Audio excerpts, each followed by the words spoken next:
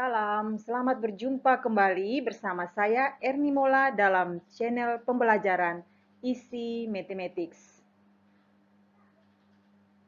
Pada kesempatan kali ini kita akan membahas materi vektor. Saya bagi atas beberapa bagian. Di video ini, bagian pertama, kita akan mempelajari pengertian vektor. Tapi sebelumnya, jangan lupa klik like, subscribe, dan nyalakan tombol notifikasi agar Anda tidak ketinggalan dalam video-video saya selanjutnya. Kita langsung saja masuk pada pengertian vektor. Pengertian vektor berkaitan langsung dengan jarak dan perpindahan. Saya ulangi, pengertian vektor berkaitan langsung dengan jarak dan perpindahan. Perhatikan ilustrasi berikut. Ada seorang anak laki-laki berjalan dari titik A menuju ke tempat yang disebut titik B sejauh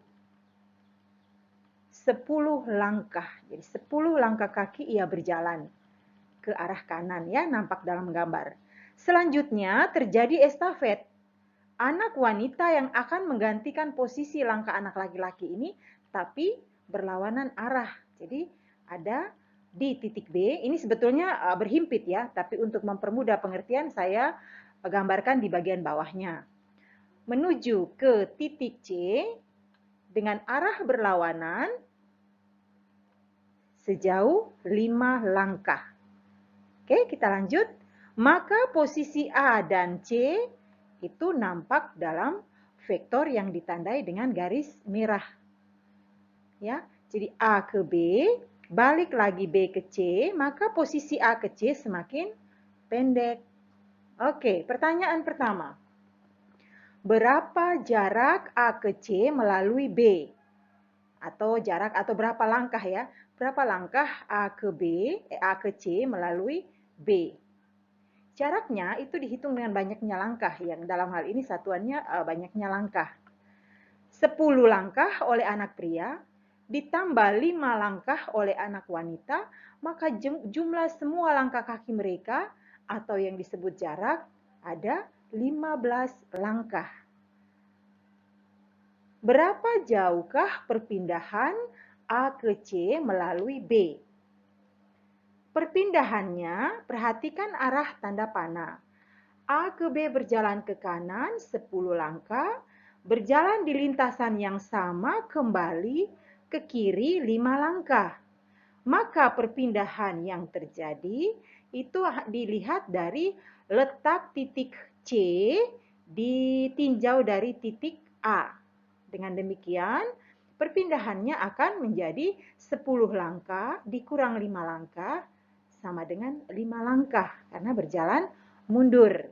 Nah, 5 langkah ini yang kita gambarkan sebagai vektor dengan garis merah. Kita lanjutkan. Jarak merupakan besaran skalar. Besaran skalar itu besaran dengan tidak memperhatikan arah. Seperti pada contoh tadi, jumlah langkah yang disebut jarak, ya berapa langkah, baik berlawanan arah maupun sama arah, arahnya tidak diperhatikan. Yang kita fokus pada skalar adalah berapa jumlah langkah atau berapa jauh perpindahan tanpa memperhatikan arah. Sedangkan perpindahan sendiri merupakan besaran vektor. Karena apa? Karena perpindahan itu sangat dipengaruhi atau dipengaruhi oleh arah kemana ia berpindah. Saya ulang ya, skalar tidak memperhatikan arah perpindahan. Sedangkan vektor itu memperhatikan arah perpindahan. Jadi perpindahan vektor itu perpindahan dan vektor sebetulnya saling mendefinisikan ya. Vektor itu perpindahan yang ada arah, perpindahan sendiri merupakan besaran vektor, ya. ini ditandai dengan tanda panah A berpindah ke B, B berpindah ke C, maka perpindahannya yang ditandai dengan garis merah ini. Bisa mengerti ya? Saya lanjutkan. Apa itu vektor? Vektor adalah satuan yang memiliki besar dan arah ya. Tadi perpindahan itu vektor. Ada besaran, ada arah. Ini ilustrasinya. Ada vektor dengan titik pangkal dan jarak titik pangkal ke ujung anak panah ini berapa besar perpindahan. Jadi berapa langkah, berapa besar ya, berapa jauh. Dan ujung tanda panah ini menunjukkan arah perpindahan. Saya ulang sekali lagi, vektor adalah satuan yang memiliki besar dan arah. Ini besarnya berapa langkah, arahnya ada tanda panah. Oke, kita lanjut. Notasi vektor. Vektor dinotasikan sebagai PQ. Ini jika vektornya terjadi dibentuk oleh dua titik P dan Q, ada tanda panah di atasnya. Itu simbol atau notasi untuk vektor.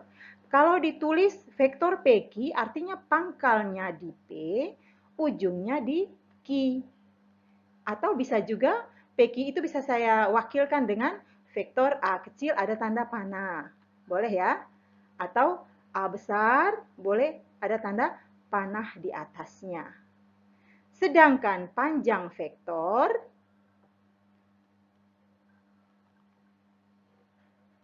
dinotasikan sebagai mutlak. Jadi kalau vektornya PQ, maka mutlak PQ. Tanda mutlak ini absolut selalu bernilai positif ya. Panjang vektor tidak berurusan dengan negatif, bilangan negatif. Kalau vektornya A kecil begini, maka panjang vektor tinggal ditambahkan simbol nilai mutlak. Kalau vektornya A besar, maka kita tinggal menambahkan nilai mutlak untuk titik A yang besar. Demikianlah penjelasan saya mengenai pengertian vektor. Kita akan bersambung kembali di vektor bagian kedua. Untuk itu jangan lupa klik like, subscribe, dan nyalakan tombol notifikasi supaya Anda selalu kebagian dengan video-video bersambung selanjutnya. Terima kasih.